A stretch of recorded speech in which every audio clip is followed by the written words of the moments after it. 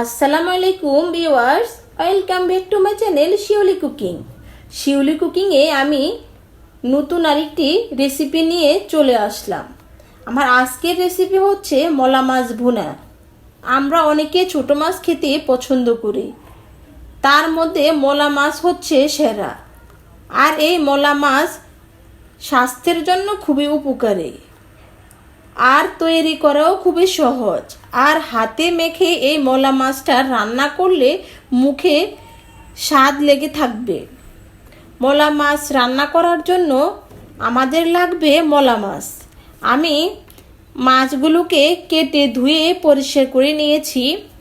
যে পাত্রে মলা মাছ রান্না করব, মাছগুলো ঢেলে নিচ্ছি।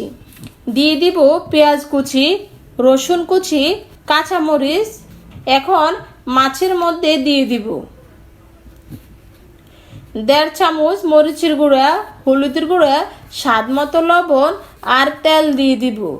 দিয়ে ভালো করে হাত দিয়ে মেখে নিব। আর চুলায় পাতিল বসিয়ে দিব। পরিমাণ মতো পানি দিয়ে মাছটাকে রান্না করে নেব। আর হাতে মাখা মলা মাছ আসল স্বাদ পেতে চাইলে এই রেসিপিটি ফলো করে আজই এই রেসিপিটি তৈরি করে ফেলুন। মলা মাছটা হওয়ার মাঝামাঝি অবস্থায় ধনিয়া পাতা দিয়ে 4 মিনিট মলা মাছটা রান্না করে নিব। মলা মাছ ভুনা করা হয়ে গেছে।